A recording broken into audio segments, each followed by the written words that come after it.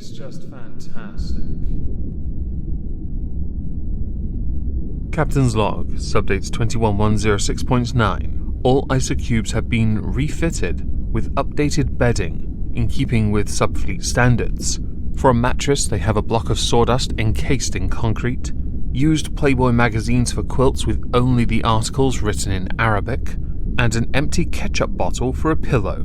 What even are human rights? Welcome everyone to the Halls of Injustice.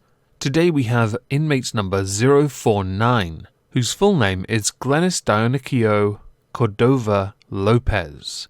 But as he used Fernando Lopez as an alias, we're going to use that because I can't be bothered with repeating his entire name over and over again. Of course, inmate 049 could work, but Fernando cause he looks pretty generic. Before we get into this though, I'm going to be streaming on Twitch tonight. If you're at all interested in either some murder fun time pirateness or some fishing, please consider swinging by and hitting the follow. I would greatly appreciate it, linked in the description down below. Inmate number 049, or Fernando Lopez, is from Mexico and came to the US a number of years ago and was staying with families. He had originally been staying in Idaho, but had to leave because of a criminal charge and conviction for attempted kidnapping that led to the conviction of domestic violence. He's a lovely passive guy for a 25-year-old man who looks like a child with a soul patch. Oh, and I should say, for the sake of it, thank you to this person who tweeted this particular story to me. There aren't much in the way of sources about it, so it's very hard to get prosecutor statements and other related facts beyond the immediately obvious and the sentence. But I have found some sources here and there that should help with this. In Tomball, Texas, on January 21st, 2018, Fernando Lopez was staying at a family's home. Not his family, a family's. Around midnight, Fernando Lopez was spotted going into a 12-year-old girl's bedroom, the daughter of the family. The next day, the girl came downstairs and told the family that she had been attacked and was in pain. She was then taken to the Children's Memorial Hermann Hospital, where it was revealed that she had been sexually assaulted. It should be noted now, the family he was staying with were not aware that he had been charged and detained in Caldwell, Idaho, and I should probably go back and explain what happened there so you can see a pattern of behavior. On December 26, 2016, Fernando Lopez had been thrown out of a house by a girl's mother because the girl had claimed at around 11 p.m. that he had sexually assaulted her. 3 hours later, Fernando Lopez came back, tied a bandana around her mouth when she had started screaming, physically picked her up and attempted to take her, with Fernando also putting a knife to her throat in an attempt to stop her screaming. It had been claimed that his intention was to take that girl to Houston, Texas, and eventually he was picked up by the Burley police and held in the Mini Casilla Criminal Justice Center on the Canyon County warrant. His charges then were rape, first-degree attempted kidnapping, aggravated assault with a deadly weapon without the intent to kill, an enhancement for the use of a deadly weapon, and misdemeanor domestic violence.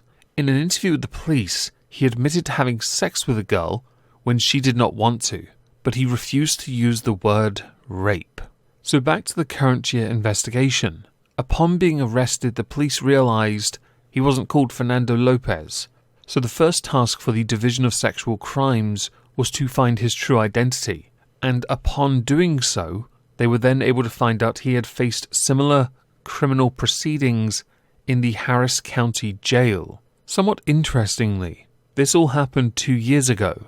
In that time, the investigation was ongoing while Fernando Lopez was held because, honestly, when they found out about Idaho, they realized, yeah fam, we can't let you out. Seriously. Because of coronavirus as well, many trials were pushed back as well. But this trial finally got the go-ahead, and it didn't take long for this one to conclude. Turns out when all the evidence is right in front of you, yeah. And you admitted to most of it. The only quote I can find, by the way, from the prosecutor is, The years he received are not as long as the lifelong pain she will face. Now, it says originally the years she received. I think that was a mistype by the article. And that is after his sentence. So we'll get to that soon, I promise. So soon, in fact, we'll be there in a moment. Because he was found guilty of sexual abuse of a child under 14. In Texas, they take this incredibly seriously. More serious than most other states would. Granted, many of you watching this will say, yeah, but if they took this really seriously, the sentence would be death. No, I've always taken the stance of, if you're going to prison for a long time, I want to make sure you live to see the entire sentence. And I'll be honest, based on the sentence he got, I'm not entirely sure when the 25-year-old inmate number 49, because I'm switching to that now, will be coming out. So the sentence reads as follows. After being found guilty, State District Judge Kelly Johnson sentenced Glenis Dionico Codova Lopez to 60 years in prison. Now, I don't know how the Texas system works. In the UK, that would be out in 30. At the age of 25, that means 55. My view is, because of what he's done and the fact he's done it before, you see all 60 of those years. Get in your cell, you peasant. We will have none of this early release for good behaviour. I'm sorry, but twice you've been caught doing things like this. You've kidnapped people. No.